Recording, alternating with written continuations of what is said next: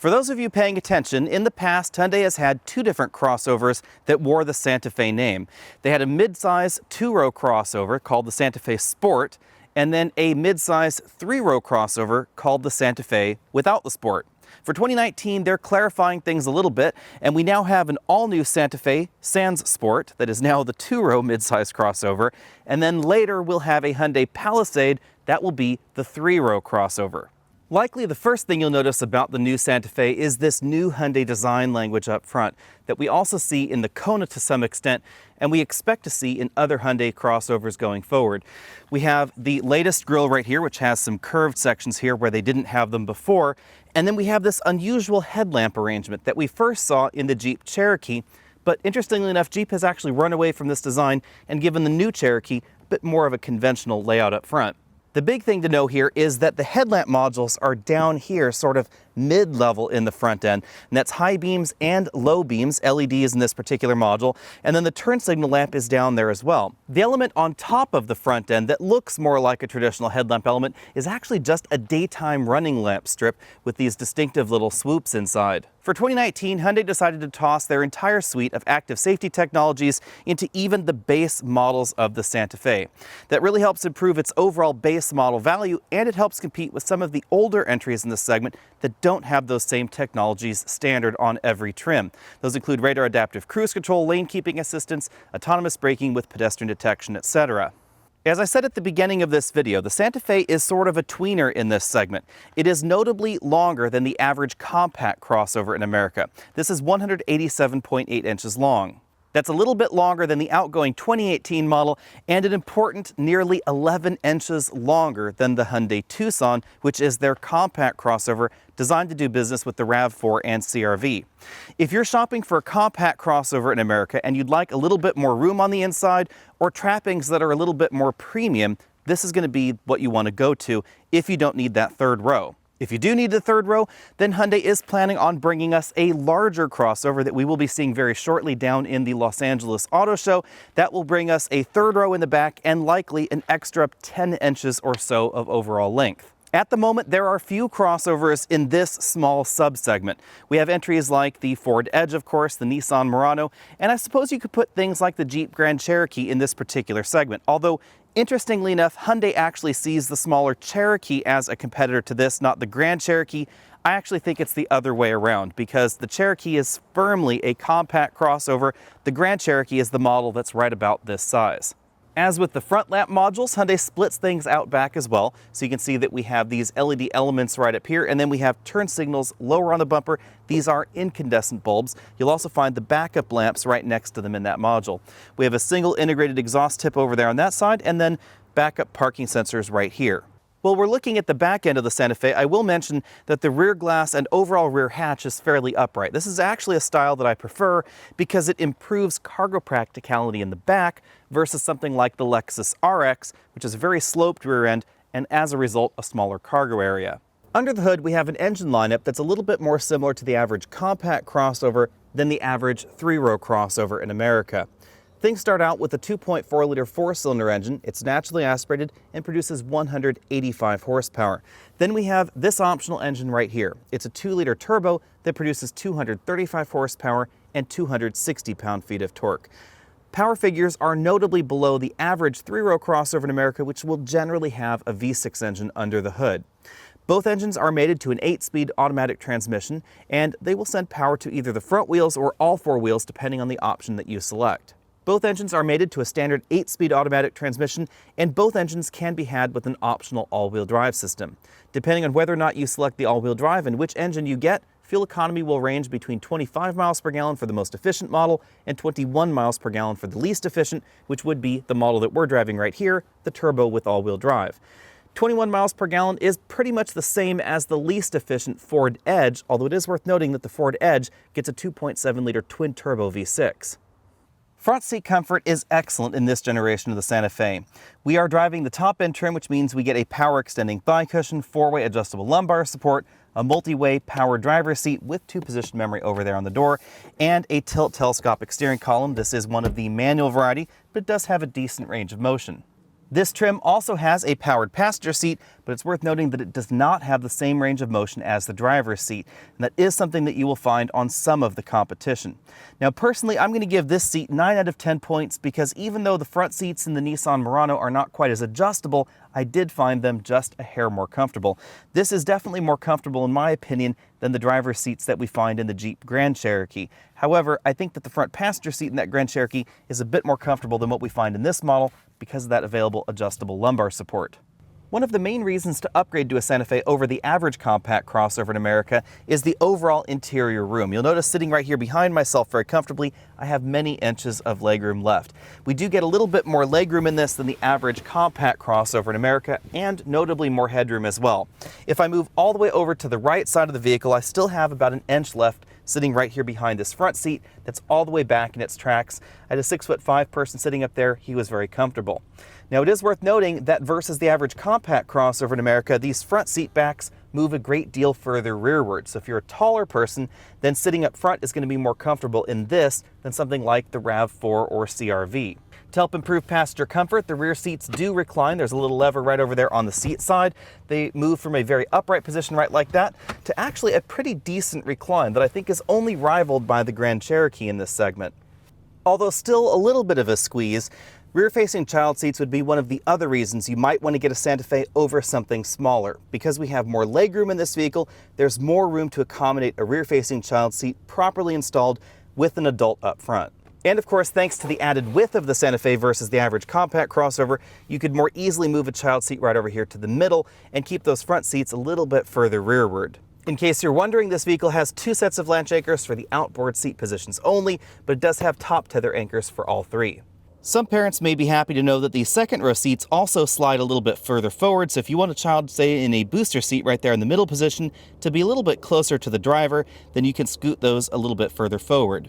Moving those seats further forward also helps you maximize the cargo area out back. We have just under 36 cubic feet of cargo space back here, which is a little bit behind some of the larger entries in the compact category, but still very healthy overall. It is worth noting that that measurement is taken with the second row seats all the way back and in a somewhat reclined position. So if you did move them into a more upright position and scooted them further forward to be a little bit less comfortable, then you'd actually have more room out back. As you'd expect in a crossover, there are a number of handy cargo touches. For instance, we have one storage compartment right here, and we also find the jack and tire iron right next to it. There is enough room to store a roller cover if you have that particular option. Behind door number 2, we find an even deeper storage compartment with a 3-tray divider right there. That'd be very handy to put larger items like groceries or that sort of thing. I can actually completely remove that cargo divider from the back of the Santa Fe, and then you can see how big this cargo compartment is because I can actually put 22-inch roller bags right down there in that cargo well. And the cargo area is actually flush to the floor with those seats back there. If you're thinking that all of this came at the expense of the spare tire, then fear not. It's actually tucked up underneath the vehicle right under this first cargo compartment. As we look around the interior, keep in mind that we are in essentially the top-end trim. Our model has this very large panoramic moonroof that extends all the way back there to over the rear passengers' heads. This is one of the largest moonroofs in this segment. It's a little bit difficult to film the headliner in this particular model because of the color, but this interior is a brown on brown theme, and this headliner has sort of a mottled texture to it to give it a little bit more visual interest than most headliners. We have 2-way adjustable headrests and height adjustable shoulder belts for the driver and the front passenger, and the model that we're in has leather upholstery. The seats in this model have perforations right there in the center because these seats are both heated and ventilated, and the rear seats are also heated in this trim. Bearing in mind that the Santa Fe is a mainstream vehicle, not a luxury vehicle, we still find a combination of hard and soft touch plastics on the front doors. You'll find those harder plastics down there at the bottom around those bottle holders. Let me know what you think about this multi-tone brown interior color scheme. I have to say that I am really quite partial to it. The doors and the dashboard feature some imitation wood trim, but it is a little bit more believable than what we see in the Nissan Murano, although it is worth noting that the Jeep Grand Cherokee does offer real wood trim in its top-end trims. Zooming in a little bit closer on that trim, you can see that it's attempting to imitate open-pore dark-stained wood. The overall interior theme actually reminds me a little bit of certain modern Buick models. We have some nice touches we don't normally find in mainstream vehicles, like the texturing over there on that speaker panel on the door. You can see that the trim from the door panel swoops on over to the dashboard and arches around and then meets the infotainment center right there in the middle. The infotainment system is perched on the dashboard, sort of like a tablet computer, and this runs the same basic software that we find in other Hyundai vehicles. Apple CarPlay and Android Auto are standard in all trims, and the model that we're driving has the optional factory navigation system. I know that some of you out there really dislike screens in this position, but there is a logical reason to have them here. The first one is it keeps the screen a little bit more in your eye line. So if you're driving down the road, this is an awful lot closer to glance at than glancing down there below the air vents, where a lot of older vehicles had their infotainment systems. The other reason is that having the screen this high but putting a binnacle over it would make the dashboard look a little bit bulkier. Think of those first generation BMW iDrive screens. So this definitely makes the dashboard look a little bit less bulky, and it brings that screen up into your eye line. Below the infotainment screen, we find two large air vents, the power button right there, and dual zone climate control. Then we have the controls for the heated and ventilated seats and the heated steering wheel. Below the climate controls, we find a 12-volt power port, USB input for the infotainment system, auxiliary input, a USB charge-only port, and then a Qi wireless charging mat right down there at the bottom. You can see my phone is actually charging with that as it is plugged into the USB. And then there's definitely enough room down there for some of the larger smartphones. Between the front seats, we have a pretty standard console shifter. Drive is all the way back. Manual mode is over to the left. And then behind that, we have buttons for the drive mode. This allows us to change between comfort, sport, and smart. Auto start, stop, enable, disable, hill descent control, auto brake hold, an electric parking brake, a button to turn on and off the parking sensors, and a button to enable and disable the 360-degree camera. We then have two large cup holders to the right. Further back from there, we have a padded center armrest that opens to reveal a moderately sized storage cubby. There's a little divider there so you can remove things, and then there is a small tray right in front of it that's not quite covered by the lid. The instrument cluster also reminds me a little bit of modern Buick models, especially the shape of the tachometer, the fuel gauge, and the engine temperature gauge over here on the right. Most of what you're seeing, however, is being delivered by this large color multifunction LCD. The LCD changes colors as we change drive mode, so if I move over to the sport mode, for instance, it turns red right like that, but the basic functions are pretty similar to other Hyundai models. We have a torque gauge to show you where the power is going in that all-wheel drive system. We have our pretty typical trip computer information, the ability to change certain vehicle settings. Most vehicle settings are done in here, not in the infotainment system. And then, of course, we have turn-by-turn navigation directions in the middle, and then things like our range indication over here on the right, large speedometer right there in the middle. There's also a digital speedometer, and then the position of our transmission indication over here on the left. The steering wheel is a round design. We have a split bottom spoke and sport grips up top. There are no paddle shifters on the back of the wheel. On the left side, we have the buttons for the infotainment system, including mode, voice command, some dedicated phone buttons right down there. Then on the right side, we have the controls for the radar adaptive cruise control system. You set the distance with this button, and then this toggle control that multifunction LCD right there in the instrument cluster. In our 0 to 60 test, this 2-liter turbo all-wheel drive model, which is the heaviest version, went from 0 to 60 in 7.5 seconds. That's a little bit better than I had expected, given the overall size of this and the fact that we have just under 240 horsepower. You will find definitely faster entries from Jeep and, of course, Ford. The Ford, in its latest format, does have a twin-turbo V6 engine, and it will definitely go 0 to 60 pretty quickly, but not as fast as the Jeep Grand Cherokee. The Jeep Grand Cherokee, of course, has a variety of different V8 engines available. But this is actually quite comparable to the V6 base Grand Cherokee, which I think is a logical comparison to this overall. But the acceleration times in this vehicle are actually right about the same as the V6 version of the Grand Cherokee, which I think is a very solid competitor to this overall. In our braking test, we stopped from 60 miles an hour back to 0 in 120 feet. That's a pretty respectable distance overall for this category. You will stop a little bit shorter in something smaller, something like a Tucson in the sportier versions or some of the other compact crossovers in America. But this is actually pretty good compared to those larger 3-row crossovers. The overall braking score and the overall handling ability of the Santa Fe is helped out by the tire size. These tires are definitely wider than you find in the average compact crossover. Curb weight was definitely kept in check in this modern design of the Santa Fe as well, and that helps things out because when you look at the curb weight figures, there are actually some compact crossovers that are a little bit heavier than this. Coupled with an excellent suspension design, the Santa Fe handles very well out on the road, but it doesn't have the rear-wheel drive dynamics that we find in the Grand Cherokee or the precision that we find in top-end trims of the Ford Edge. As with the rest of the driving dynamics, when we get out on a rougher road, the Santa Fe handles this very much like a cross between a compact crossover and an average larger 3-row crossover. The ride is definitely more supple than some of those sportier entries like the Hyundai Tucson, especially in its firmest format. and a little bit less soft than something like a Nissan Pathfinder that is going to be more comfortable out on a longer highway journey. But the overall added size and added weight of this vehicle versus the Tucson or some of those other smaller crossovers is definitely noticeable when you get out on a rougher road. This gravel road is a good place to talk about the all-wheel drive system. If I were to stop and engage the all-wheel drive lock, which is a button to my left of the steering wheel, and then floor the vehicle, we actually get a decent amount of grip, and it's really obvious that the center coupling is fully locked. Now, you shouldn't engage that mode if you're out on regular pavement. You should only be using that in stickier situations because it can actually cause a little bit of binding and reduced handling ability at those lower speeds. Because of that, this vehicle will automatically disconnect the lock feature as you go up over a certain speed. The Hyundai all-wheel drive system will send power front and rear whenever it's needed to improve traction, overall stability, and of course improve launch speeds. But it doesn't have a torque vectoring axle either front or rear, so left to right power transitions, those would just use the brake system. It's obvious that Hyundai really spent a lot of time working on the overall cabin quietness and overall refinement. Although under acceleration we do get some definite four-cylinder engine noise into the cabin, road noise and wind noise are very well controlled.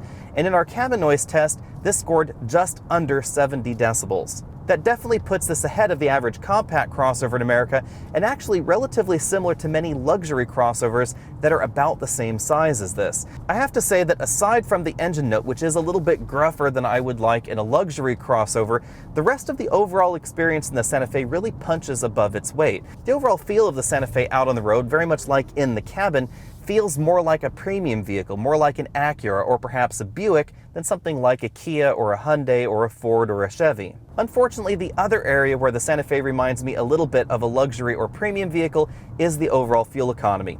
Now, we have been beating the EPA average. We've been getting about 22.2 miles per gallon over a week of mixed driving in this model. And again, this is the turbo with all-wheel drive. The EPA says this should be getting 21 miles per gallon combined, but whether you're getting 21 or 22, you will find better fuel economy in a number of the competitors. This fuel economy overall is relatively similar to a V6 Grand Cherokee, and that Grand Cherokee is an awful lot heavier than this. It also is again relatively similar to the twin-turbo V6 that we find in the Ford Edge, although that engine produces notably more power than this 2-liter turbo. For 2019, the Santa Fe starts at $25,500. That makes it about $3,000 more expensive than the Hyundai Tucson. But oddly enough, even though the Santa Fe is sort of a half step larger than the average compact crossover in America, it's only about $1,000 more expensive than the new 2019 RAV4 and only about $1,100 more than the Honda CR-V. That puts the Santa Fe significantly less expensive than its more direct competition, the other sort of mid-size two-row crossovers. The Santa Fe is about $3,000 less than the Chevy Blazer, about $4,000 less than the Ford Edge, $5,000 less than the Nissan Murano, and $6,000 less than the Jeep Grand Cherokee. Of course, when you scratch the surface a little bit, you'll realize the Santa Fe isn't quite the same as the other crossovers, however, because we do get that base 2.4-liter engine instead of a base turbo engine like we find in the Ford Edge, a base V6 like we find in the Murano or Grand Cherokee. If you want the 2-liter turbo in the Murano, that will set you back at least $32,700, which is more like the Grand Cherokee or Murano in terms of overall pricing. Features seem to cost a little bit more on the Santa Fe versus the average compact crossover. So as you work your way on up from the base trim on up into a limited trim of the Santa Fe, for instance, the delta between it and a comparably equipped Honda CR-V grows a little bit. We added about $500 extra between the two. With that out of the way, let's move on to the most direct competitor, I think, which is the Ford Edge. Ford has revised the Edge for 2019, but much of the vehicle remains the same. Therefore, the Edge doesn't feel quite as fresh as the Santa Fe inside or outside because a lot of what we remember about the previous revision of the Edge stays the same for this model. But they have redone the engine lineup. So now we have a base 2-liter 4-cylinder turbocharged engine, or we have an insane 2.7-liter twin-turbo V6, which should be an awful lot of fun compared to the Santa Fe. But on the flip side, you're going to pay an awful lot more for the Edge than the Santa Fe, because again, that base model is thousands of dollars more expensive.